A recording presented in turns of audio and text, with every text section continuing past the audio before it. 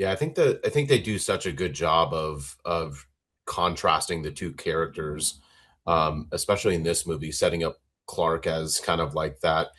I don't know, naive is maybe a bit harsh, but just overall purely good person.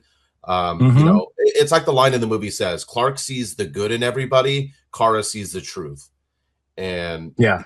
I Yeah. thought When that she's was a talking really to good them in line the, that yeah. kind of separates those two characters because Kara comes off to me like slightly more wiser and street smart and experienced and kind of lived in and has dealt with trauma, and Clark has just kind of always had his parents and he grew up just fine. And sure, he might Yeah. have to battle some things as being Superman mentally, as trying to be human, but it really isn't anything compared to what Kara has gone through. And they do a really good job of contrasting the two and setting that up moving forward in the DCU.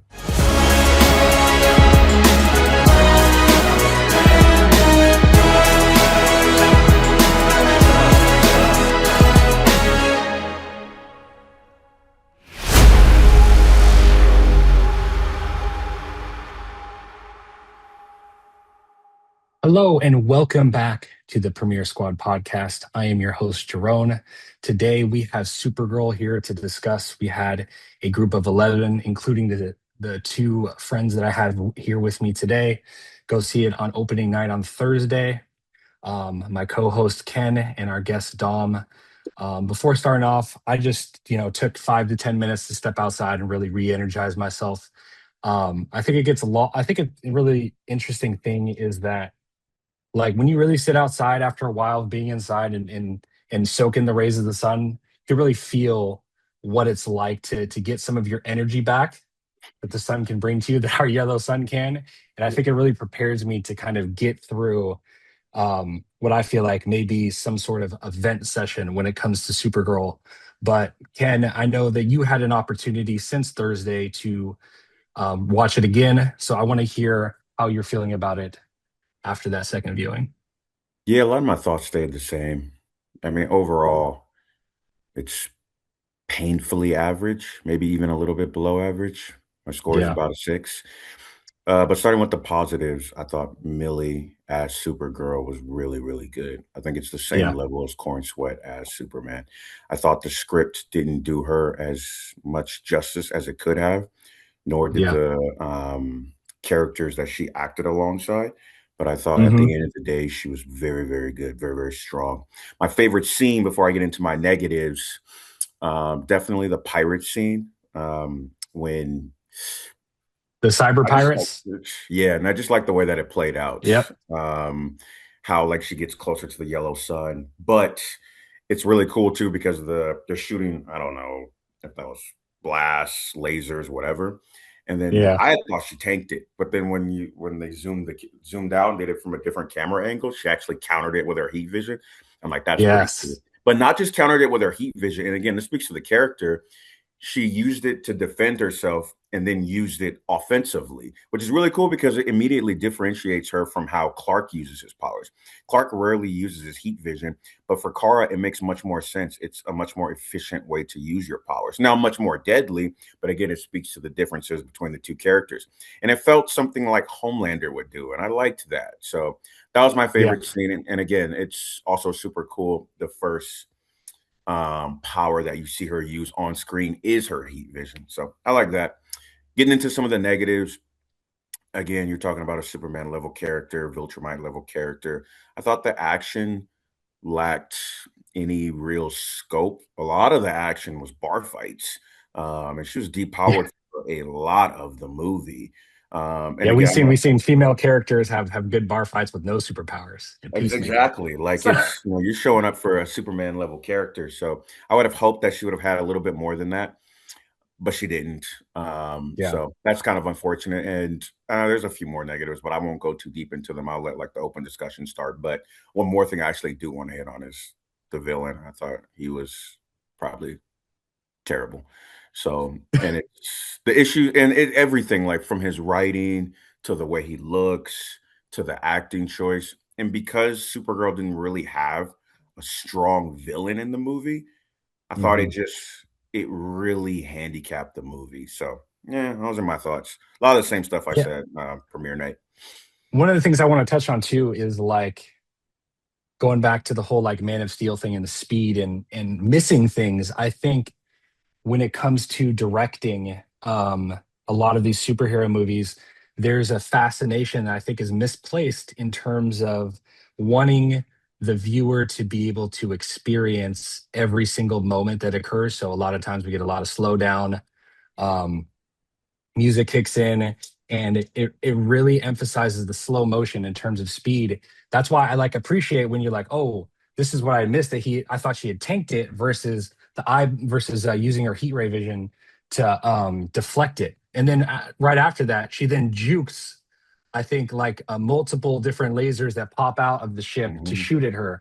But like Yep. that happening back to back in terms of speed, it allows us to be wowed by it. But then it's the second time around, we're like, oh, there was so much going on here that this is something I can appreciate more the second time around. So I think that's one of my biggest things that I'm going to continue to advocate for is don't slow things down for the audience. It adds to the rewatchability when you're going through and you're seeing these incredibly skilled and fast and strong characters, commit these feats that they have on screen. They are that, and it's okay for that for them to be that to the normal human eye because it adds to it when you go back around again. To that point, Um, to yeah, quickly, but just to that point, I thought Gunn did a really good job of that in Superman, whereas the camera is constantly behind Clark. Like Clark will yeah, take off, and then like the camera will catch up, and it's always like yes. you, the viewer, the audience, the citizens in the universe, like can't really Yes. track what's going on, and I like that too. Yep. Yeah. Things are flying off screen and our camera is still there. It doesn't slow down. It doesn't follow it. It's like, yep, exactly like you're saying. We need to process. The camera needs to process where these Superman level characters are at, these Kryptonian level characters. But Yeah. with that too, Dom, you've had a chance to process this over the last few days. How are you feeling about Supergirl now? It's funny. I'm generally like the more positive person in the Hmm. group and in the pod. I'm not. I don't nitpick at things too much, and my scores are usually pretty high. I Yeah, was you the had the first highest one score to for go. Supergirl. Yeah, Yeah, I was the first one to go on Thursday at the premiere, and I came out the tough gate with, task. I believe it was an 8.2.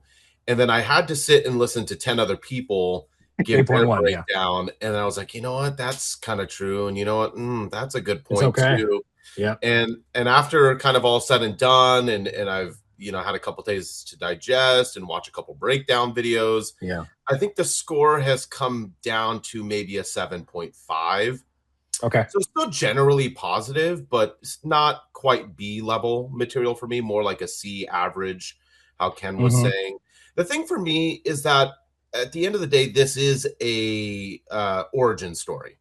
And when we do an Yeah. origin story, the number one key thing for me is establishing the world and the character and their development and their Yeah. arc as we push them forward into, their year two or their next appearance. And I Yeah. thought this movie did a good job of that, of establishing Millie Alcock's Supergirl as, a Yeah. Yep. power that can be on the same level as Clark in terms of presence of character and the power of the Yeah. character. Hmm. Um, yes, it does lack really good supporting characters. Ruthie is not very good, and Lobo's here for a cup of coffee, and the main villain doesn't do us any real favors, and just Yeah. kind of everything else isn't great. Some of the writing, right? But because they nailed the character arc of Supergirl, where we see her at the end of Superman, where she's really, just doesn't want to be a part of Earth. It's not her home. It's not somewhere she feels like she doesn't have any people. She just constantly wants to be on red sun planets, getting drunk and forgetting. Yeah. And then by the end of the movie, she's suiting up. She wears her suit. She wants to stay a while on Earth. She seems to have figured it out and learned to accept. And kind of the next stage of her will be forgiveness, probably in the next Superman movie that she's due to be in. So I thought they did a really good job of establishing that. And she's a very great actor. Millie Alcock absolutely killed it as this character. It was really good to also see kind of the origin story of Krypton. I thought it was very interesting to see the Yeah. way that they did that, how, the kryptonite in the core caused everyone to be sick. And that was the reason why they were, flooding her and Clark off the planet. Yeah, So and that was, if I may touch on that really quick, I yeah, think that's yeah, actually something, because I feel like one of my jobs here is to kind of give more context to our premiere squad nights for any viewers that are watching this. So we had, yeah, 11 people go Thursday night, and I think one of the things that Dom is touching upon right now, which is the importance of going through this review multiple times, that we're stuck with all the negatives we saw so much Thursday night. And I think you're bringing up a good point now that makes a lot of sense, that I feel like the backstory for Krypton and Kara was handled actually pretty well. Seeing her catch up with Crypto, the first time that she meets him, and the struggle that she went through with her family, I think is, a very good point that we did not really talk about as much on Thursday night. absolutely. Leave it to me to point out the positives. Be Yeah, positive. that's why we got 11 people. Yeah, yeah. And yeah, the action, I thought probably some of the coolest action was the bus scene where you see her, the bus scene in space, where you do really see her Hmm. power levels. I thought it was really cool the way she kind of had grabbed that glitching remote to kind of teleport. It was Yeah, almost like she was glitching every time they teleported. That's not really something we've ever seen in a superhero movie before. The way they did that, where she was kind of getting pixelated and glitching, thought that yeah, a was good really spin on cool. teleportation. Yeah. Yeah, I thought that was really interesting to watch. I did really like the look of Lobo, and I like Momoa's and the way he played it. But there were a lot of points made where was his role really necessary in the movie, and it's kind of hard to argue against it, but I do just love the look of him. He was pretty cool. He looked badass. They Yeah. did a good job on his look. Um, yeah, I mean, that's pretty much what I've got. That score came down to 7.5, and I think that's a more fair score for me. Yeah, and like touching upon that, Ken and I have talked about this multiple times, that like, if we're talking about the psyche of like going into these things as like a group of 11, is that there's two things for the one for the beginning person, that was you, and the one for the ending person, that is Ken.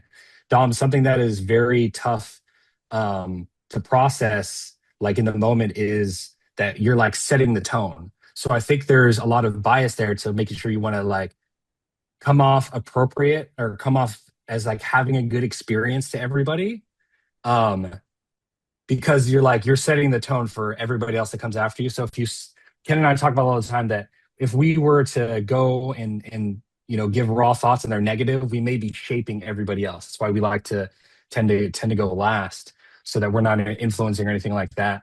Gotcha. So that's very hard to have to deal with when you're the opening person and you got a lot of people coming after you. And then to Yeah. Ken's point, me going right before him, is that as everybody goes, there's a checklist in our heads of like, yep, that's what I was going to talk about. Yep, that was what I was going to talk about. So like that's another like fascinating thing about what our group gets an opportunity to do, is having to go several levels deep on all these different things. And then now that we're adding this in, coming back together, days later, gives us a chance, like I was saying, to appreciate something that we may have missed on premiere night.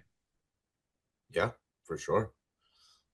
Um, I think alongside that, so like some of the inconsistencies that I think we could touch upon, one of the biggest ones for me um, was I felt bad for Ruthie's character, because I don't feel like she was written well. I feel like the actress actually did a decent job of just doing, portraying the character that they wanted to have on screen.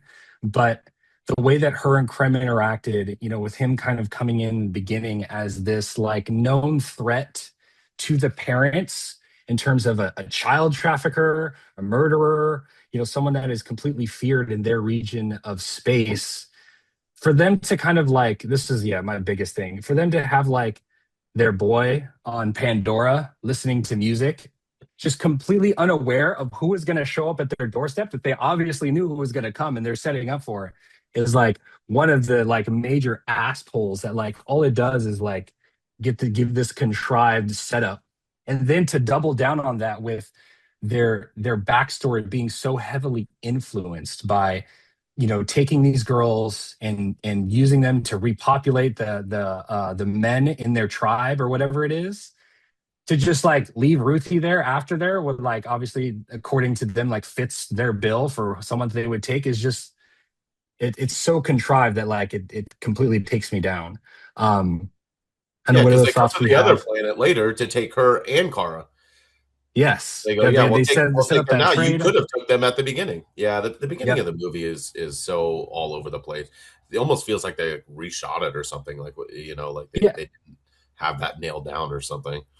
Yeah, and once again, like coming out of like my interpretation of something like the beginning of Inglorious Bastards, which is a very similar scene in terms of threat level from someone showing up at your doorstep. Hmm. Like that tension is so handled perfectly. And I feel like this is just a complete mockery to something like that, where you had the algorithm, the experiment already done, the recipe there to build off of and give your superhero interpretation of that scene. And it's just, yeah, I don't know. My boy's on Pandora. He's listening to music and he wants to scare his sister. I'm Yeah. just, this is I mean, crazy. they should have been in the basement or something, if they're that incapable. I thought the movie could have worked a little bit better if they just made Ruthie a hair more capable. Like Exactly. you're the daughter of a swordsman. Maybe you could use Yes. the sword a little more effectively. You're not completely helpless, like Yeah, I had a feeling that when Because the one alien came through in the beginning and took her sword, that she was going to have some sort of response to it, and maybe yeah, just not be enough. And yeah, then Supergirl has to come in and help, but she was yeah, literally just helpless. What are you the gonna whole say, Ken? movie, yeah, Don, to respond to what you said, I mean, she's not well written, of course. yeah, So at least if she can contribute action wise to the plot, I think yeah, she instantly becomes a better character. Because again, there aren't any nuanced real characters in the movie besides Clark and Kara. So whenever Kara interacts with anybody, it really falls flat. Like when she interacts with Yeah, Lobo or Ruthie or Krem, there's no interactions, at least that I can point to, that I actually enjoyed besides the yeah, ones with her cousin. And let Did you yeah. guys enjoy any interactions that That's a Kara great had with that's a any of great these point. characters? Yeah, and that's the big thing that I care about is how well do these relationships between characters work on screen. And there's nothing there that really feels like it works between the two. You know, Yeah. between any Jerome, what two did two you different like about characters. but what did you like about the Superman Kara interactions? Well, I think the backstory there that I kind of touched upon Thursday night, that you're with the world that they decided to establish within DCU, the parental guidance from both Kara's parents and Clark's parents, they do the complete opposite of, right? In this universe, Clark's parents want him to be Omni Man, want him to come across and take over worlds and be um, and use brute force to become a conqueror. He decides to do the complete opposite of that. And they do a great job of that. His speech to Lex is amazing in terms of showing what humanity is as someone that's interpreting in it from an outside perspective. And then with Kara, they establish her to be kind of what Superman is, but instead she is stuck in losing everything and the hopelessness that comes with. I think, to Dom's point, the relationship that she had with her family there was, I think, very well established in terms of the connection she had with them. And I think, and then doubling back down or going back twice now, that's something that works between Don, the you're right. characters is Kara and her And her family. families. So Yeah, absolutely. that connection worked. Yep. But and she plays it off right in terms of flipping it and coming back to like, okay, I'm just existing, and that's okay. I'm gonna go Red Sun. I'm gonna drink, and that's gonna be the nature of my existence. So coming back now to your original question, Ken, when they're on screen together, I just feel like because they do a great job in their individual scenes, establishing who they are, that it feels natural in the way that they're interacting with each other. That you can really see, like Clark knows who Kara is. Kara like is who she is, and he's taking on that big brother role, like that check-in role of like, hey, how we doing right now? Knowing her limits of like, I can't push her too far, but at the same time, my upbringing is telling me I need to check in with her, and that really comes across well between the two. Yeah, I think they do such a good job of contrasting the two characters, especially in this movie, setting up Clark as kind of like that. I don't know, naive is maybe a bit harsh, but just overall purely good person. Mm-hmm. It's like the line in the movie says, Clark sees the good in everybody, Kara sees the truth. And Yeah, I yeah. thought When that she's was a talking really to good them in line the that yeah, kind of separates those two characters because Kara comes off to me like slightly more wiser and street smart and experienced and kind of lived in and has dealt with trauma. And Clark has just kind of, always had his parents and he grew up, just fine. And sure, he might yeah, have to battle some things as being Superman mentally, as trying to be human, but it really isn't anything compared to what Kara has gone through. And, they do a really good job of contrasting the two and setting that up moving forward in the DCU. yeah, I mean, and there has been physical confrontations for Kara in her life too. In Clark's life, up to the point where he fought Ultraman, there hadn't been anything that could touch him. He hasn't even experienced fear, let alone trauma, let alone other extraterrestrial cultures. So Kara yeah, does yeah. introduce, Physical fear. Yeah, yeah, physical fear. Forgive me, physical fear, because whereas also too in the Superman movie, Clark's not really educated on any of his Kryptonian heritage because, like, when Kara like yeah. lands, Clark can't even speak Kryptonian.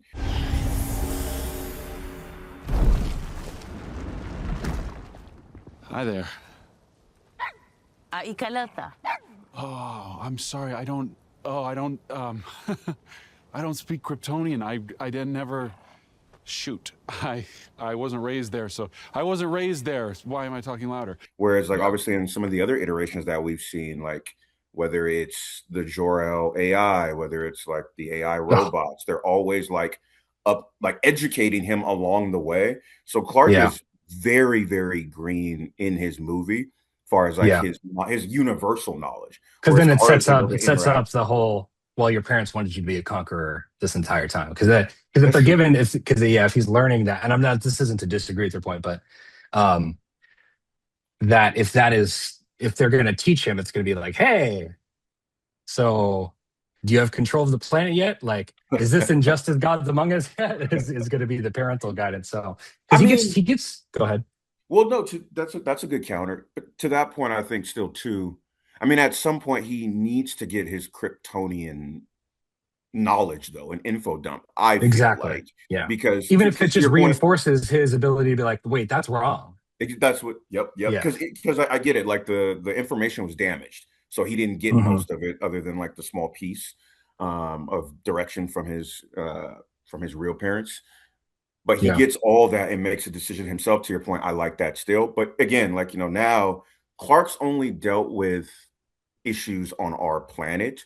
Now he has to deal with extraterrestrial issues and Brainiac in the second movie. So I'm Yeah. excited and curious. How does he get the necessary information and intel to even like counter something like that? Because Brainiac isn't something that you can just fly through. And again, but to Dom's point, like Kara's been on different planets, been in different solar systems. She's a much, much different character than Clark. Clark is really, and on top of that, Clark's really only lived really Smallville and Metropolis. Exactly. Has And Clark even like, been off world? Has Yeah. Clark? I It know he's doesn't I been don't to think the so. moon. Has he? Yeah. Do you guys? He Question may have like, taken his girl to France for a date or something. I don't know. Because like he That's the literally, off like world. to your point, Kara spent as much time in those intergalactic bars as Clark has spent in the kitchen with his girl arguing, probably. but Or not and even no, but and not even Kara's that, but like yeah, just spending time with her. Not to hate on it because their relationship is cool. I appreciate their relationship. Go ahead. yeah, no, but and then just too like Kara's been in dangerous situations, like intentionally, Yeah. like countless Yeah. times. And to one of Dom's earlier points, has actually been able to get out of it without superpowers. So you think she's going to be very impressive in the Superman movie with like god tier powers. So it's just an interesting Yeah. It's difference between perspective. the two. I think Yeah, she could push kind of the narrative of Clark learning his history more and what yeah, actually happened to his planet. I'm not sure Kara has ever really shared with Clark what happened. It seems unsure if she really kind of dove into the history of Krypton with him. So that could be Hmm. kind of a theme that plays out, in the next movie as well. agreed. I think so another like rough time for this film that I feel like on a superficial level is the ending scene where we've set up this theme of not killing the bad guy, and Kara's perspective to Ruthie about making sure to like that's not going to give you the happiness you wanted. Did you guys feel good about her leaving and Ruthie leaving, and then Kara deciding to kill Krem? 100%. makes Absolutely. me makes me love the character. I mean, Yeah. she was trying to save her soul, because she didn't want her to end up like her. And I think that's another defining moment that kind of moves her character arc forward to wanting to be a hero, to wanting to wear the S, is by being as selfless as to try and, save Ruthie's soul and standing on her business. And she didn't have to kill him, and it would have been so much more cheesier and so much more lame. But she stood on her fucking business and she killed him twice, stabbed him twice. Yeah. I fuck with That that. was that was I hate when surprising. And heroes like won't cross yeah. that line. It's like, oh, you'll break 1,000 bones in someone's body, but you won't cross that line. It's like, give me a break. Yeah. So I'm glad that she did. Yeah, it's hard to Say believe. yes. Go After ahead. you, Jerome. After you. I was going to say save her soul while she gets to slaughter. Yeah, yeah, that's right. She's been No, through but it. yeah, I mean, Her soul's I already think wrecked. that was such a surprise to me. All these different S words. But like as somebody that's very much cares about all of the animals, especially dogs and stuff like that. Yeah, you touch crypto, like you're done. Fuck You're around and done. find out. He Yeah. does matter more than Ruthie's entire family. I 100% agree with you, Carp. We gonna I, say Ken? I think it ties into who Supergirl is as a character, which I thought they did a very good job Yeah. with. It immediately Hmm. differentiates her from Clark because Clark would not have done it. But not just because Clark has a different interpretation of justice or he's more morally pure. I don't want to go in that direction, but I want to stay consistent with what we've been saying on this pod. Again, Yeah. Kara has experienced so much more. She's been to different planets, different solar systems, different laws, different moral interpretations. Like, what is one life? Now, one life is a lot to one person. It's a lot to that system. Like it's Kara has a much better understanding of what one life is universally, whereas Clark is still just on one planet. So I like that. Yeah. So then my follow-up question to that is, so I obviously whole in the initial, I'm surprised in a great way, just like you guys are. But when I think about it through in terms of, like I brought this up Thursday night, if her end goal was to kill Krem herself, then the deaths of the family of the bartender and their daughter, the bartender, the server and their daughter falls on Kara, because she interjects Ruthie right before she like attempts to kill Krem with her sword, and then uses that time to chat her up about not taking life and stuff like that. And in the meantime, Krem takes out that entire family. So that makes it even worse for me in terms of, well, if that's what she was going to do in the first place. Because I felt that, like, for whatever reason, she was keeping Krem alive or not interacting, not trying to kill him because something to do with the poison or how it's going to, or excuse me, the antidote for the poison, how that's going to work.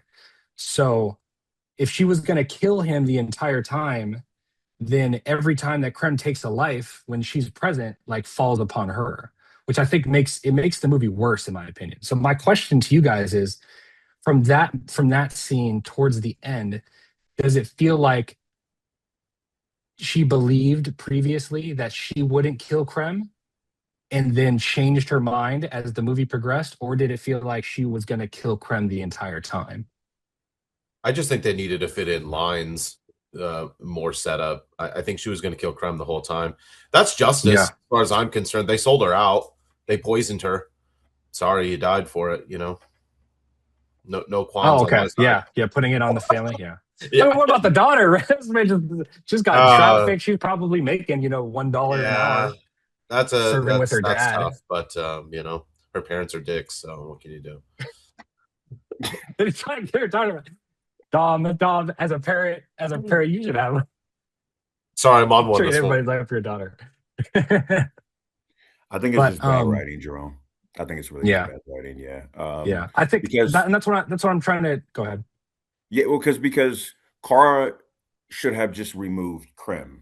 That's all she had to do, but instead she removed Ruthie, which doesn't make sense. It's just bad writing. Now you Yeah, could say Kara's interpretation of justice is stopping Ruthie from going down that path, so she protects or removes Ruthie. But then with super speed, immediately goes back to kill Krem. She yeah, didn't though, so it's a bad plot, bad yeah. writing. And then that's why I want us like as a fandom to be able to process is like, okay, that was cool. I was not expecting Supergirl to take out Krem's life. I like that. But then it's like to think a little bit further on that and understand what that meant for the rest of the film is what I'm touching upon. Because then to me, the small good moment or positive moment really is just making other things worse if you think about it. So that's the thing I'm trying to process. And um like you're talking about in terms of like super speed, I think that kind of brings me to the last thing that we have an issue with is um the amount of times that Supergirl was powered down throughout the film and not, achieving feats that are well within her repertoire when she's at her peak. I felt like she was depowered. What I think, Ken, if you could touch upon this, maybe like 4 times, 3 or 4 times throughout the film, Yep. that had happened. How did that come across like the second time around for you? Just as bad. Yeah. You again, like I said, it's my price I pay for this ticket is to see Kryptonian level action scenes. You got very little of that. Supergirl bar scenes, Supergirl fighting people like super soldier level. Um, they're just not that good at it anyways. And again, that's not what I showed up for. And in Superman Yeah, movie, like James Gunn was smart. Like he put a Superman clone in there so Superman could fight someone of his level. In the movie, yeah, in the Supergirl movie, though, I I thought it was a huge miss not to have Kara fight Lobo, at least Oh even as God, like some type yes. of yeah. misunderstanding for a little bit, so we could actually see two equals like square up. But They again, we set it don't. up perfectly too. Yeah. They approached him in the bar. That could have been a fight for, a couple minutes there that ended in a stalemate or whatever. Like they I set said it we up got and they just didn't do it. we got 30 seconds of Ruthie while everything else is happening off screen in the background. Um, and two, like I thought Krem when he caught that tank, like they put a lot of animation and CGI into the way that the chains on the tires moved as he caught that thing. He looked like he was strong. So another like super inconsistency for them is for them to like I don't know what that plus the speech about him having like a strength of 1,000 men is supposed to match up with Lobo, but for Lobo to just hold this man like a minion over the deck while he's just talking about him is like wildly inconsistent. If he's really that strong to just palm a tank like that with one hand, that all like plays into that. There's whether it's a Lobo, whether Krem actually got a decent scene to show that he had the strength that we've been told the entire time. We've Yep. seen hints of like all that stuff is missing that could have really interacted with Kara in a way that is, gave us some blows. We don't know if Kara is going to come out on top at the end. Yeah, I mean, because for as cool as Lobo looks, for as cool as he can be, he didn't really do that much really cool stuff in the movie in his action Yeah. scene. Like I know he slung his weapon around and when he He just purposely fought got street himself level guys. thrown himself in prison. I get like that's Yeah. He yeah, cares about his motorcycle. yeah. But like Jerome, like that didn't bother me what you're saying because again, like Supergirl and Superman are Yeah. levels. a billion levels above everybody, like it's when they're powered by the sun. Lobo is supposed to be on their level, so like it didn't bother me that even though Yeah. Krem did that, he's still an ant next to Kara. I like that, but again, I think to all of our points, like Yeah. you can't just constantly be punching down. Like at some point, we got to see you fight someone your level for a little bit, even if it's just a Yeah. misunderstanding. Like I said, yeah. Yeah, and Kara was hella shook to even approach Lobo. Like she Yeah. put hella respect on his name. She was like, no, I don't want to approach this guy. I don't want to talk to him. I don't want to fuck with him. Like Yeah. she fucking It's the knew one this person guy she had a cared about fucking not legend. interacting with aggressively the entire film. Yeah, yeah. Right. He's an immortal with a god complex. Killed off his entire planet. Not a fun guy. Hey. 3 more of whatever you call that shit. I'm looking for a brigand. Goes by the name of Drom Baxton. He's looking for brigands. Bastard. No. Red mohawk. Dead left eye. He's so rude. Tassili. No.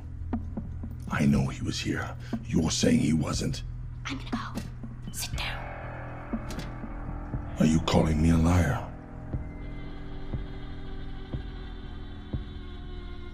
No. Well, I am. And then like I don't know, the final one that's like it's kind of on my mind is the giant kryptonite sun.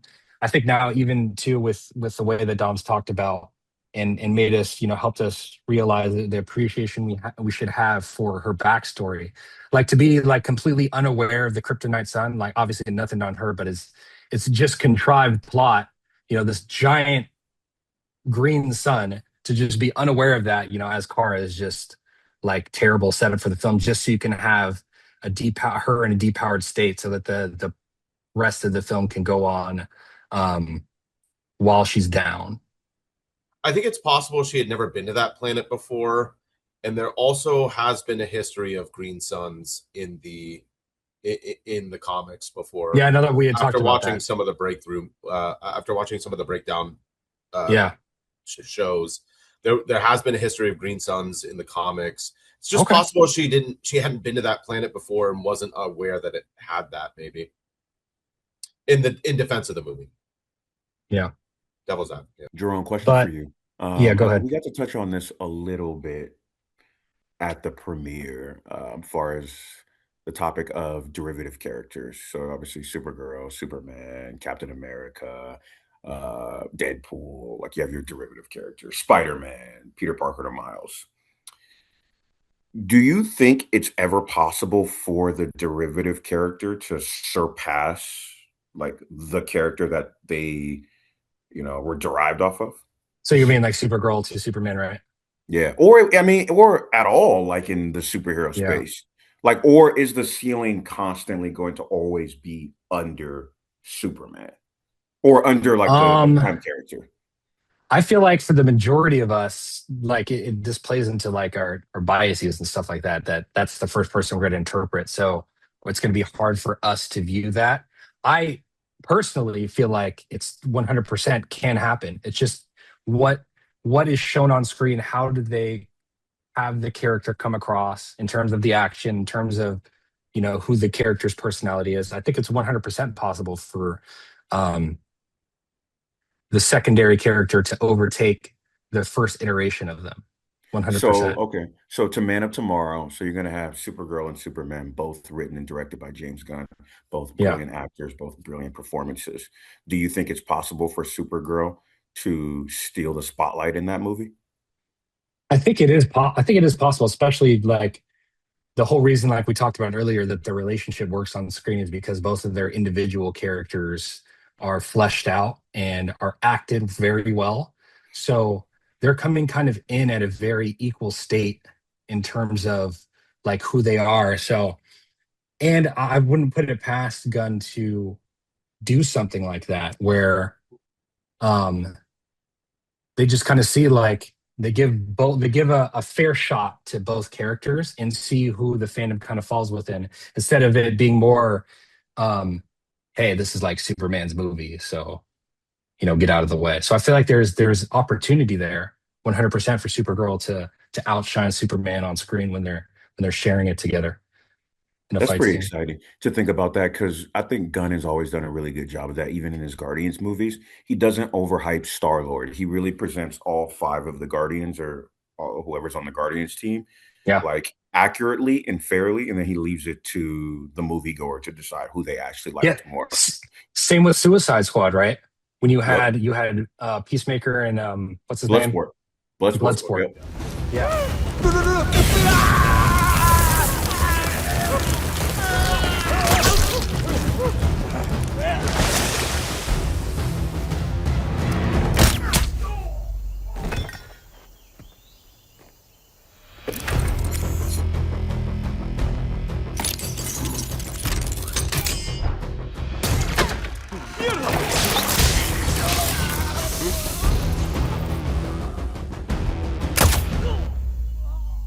Non-lethal. You lose. Exploding compression bullets. No one likes to show off. Unless what they're showing off is dope as Yeah. That Yep, yep. he really set those two up to be well. So that last shot, who had the bigger bullet? I mean, we knew because of the bigger versus smaller bullet. But before your mind can even get there, seeing those two travel each other was oh, who's gonna win type of moment. It was Yeah, appreciated. and even amongst our team, like we were split. Like I think it was well, we had like 15 people at that premiere, and it was half Bloodsport, half Peacemaker. And Yeah. even going into your point, the final confrontation, like you're rooting for both, which was really well done. Dom, what are your thoughts on this? Yeah, I think I think it is possible for like a Supergirl character to overtake a Superman character, but the Superman character has to be terrible for it to really happen. So I can't really foresee it happening with Corn Sweat and his Superman. I would tell you I like Millie Alcock Supergirl more than Henry Cavill Superman. I think so. It just comes down to like who's playing Superman, and Corn Sweat's too good. And Yeah. so to me the best you could do is tie him, and Ty is always going to go to the first iteration. Ty is always going to go to Superman. He's got Great that That's point. sort cool. of. So That's it's cool, like Dom. I but think to be on the same yeah. level is props enough. I mean, to say it's a dead tie, I think which is kind of almost where I have it, honestly, after seeing this movie and seeing, Superman. Like the differences between them, they're like neck Yeah. and neck. I mean, we're Yeah. splitting hairs, and the tie's just Yeah. going to Corn Sweat because he's And Superman. then too, like when we're talking about this, I think we have to like further break it down into different aspects of the character. Like if Millie, because we're talking about it at a very general level right now, but if Millie comes on screen and is the human side and overtakes Clark on that's not possible. That's not an area where she can outshine him. Now, if she comes on and now that she's, I don't know how many lives she's taken, but we've seen her take at least one, to have a little bit more brutality in a fight scene over Clark, I think that's where we can be like, okay, she wins this round. This is an area that she outperformed him in. Yeah, I just think, and to Dom's point, which is such a good point, like if the derivative character and the prime character are portrayed like perfectly, the prime character is just always going to win, no matter what. So it does make Yeah. sense. I want one other thing I do want to say though. Yeah. We touched on this a little bit at the premiere. In the Superman movie, Clark is only dealing with humans for the most part, Earth-based issues. So I think you get a much more gentle Clark. And then on top of that, Lex had just released the footage that his family sent him to take over. So I think Clark is very much on a PR campaign too, like whenever you see him. So I'm excited now Yeah. when other powerful characters come, because like if the rumors are true, Diana, Kara, like Stewart, Yeah. Lobo, some of these other powerful characters, I'm excited to see Clark also step into more of a far as presence, a more of a dominant role. Whereas again, like, and I love Yeah. him in Superman, he is, but again, there's not really any. I feel like everything is beneath him in that movie, so he's like just being extra polite for PR purposes. Because even Lex, who's the main antagonist, is still just a guy. I mean, he's a Yeah. guy with a lot of resources, a guy who's obviously the smartest person on the planet, but he's still just a guy. And I don't think Clark ever really felt like he was in that much danger. But now in Man of Tomorrow with Brainiac, and then like even and his now his teammate is Supergirl, who has the same powers as him.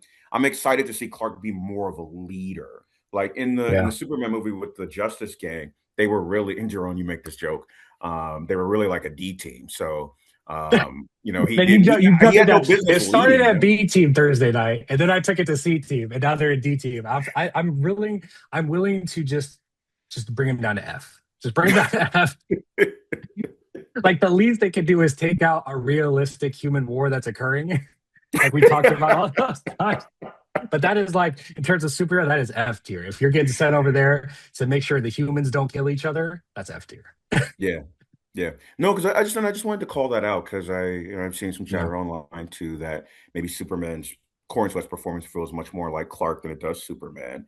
I don't agree, but I think Yeah. it's a fair criticism. But like I said at the premiere, like I'm saying now, I think you'll definitely get more of not his true nature because he's obviously very, very gentle and polite. That's his nature, but you'll get Yeah. more of a necessary, not authoritative presence, but more of a leadership presence. Yeah. The stakes are higher. Yeah. Yeah, and with that, like, I just want to shout out to everybody out there. If you take a chance on Supergirl, just know, at least from 11 different people's perspectives, that there's one thing that we're all unanimous on positively, because there was a lot of negative we were unanimous on. Positively for Supergirl, Millie's performance speaks to something that's done right. That, I mean, even a character, like, if you don't necessarily agree with the background and stuff like that, she portrays Kara perfectly on screen. She is a great aspect of that film. So it'll be very fun to bring her with what we feel like is a equal acting credit with Corin Sweat on screen, to see them kind of go through Man of Tomorrow together. With that, please consider, guys, liking and subscribing to the video, to our channel. Leave your comments down below if there's anything else we missed, an event session you need to get out, anything you appreciated. Dom, the biggest thing I think from today was for me was the appreciation of the backstory as another thing that we could speak positively about, that we definitely did not come to the conclusion of on Thursday night. Thank you, guys, and we will see you in the next one.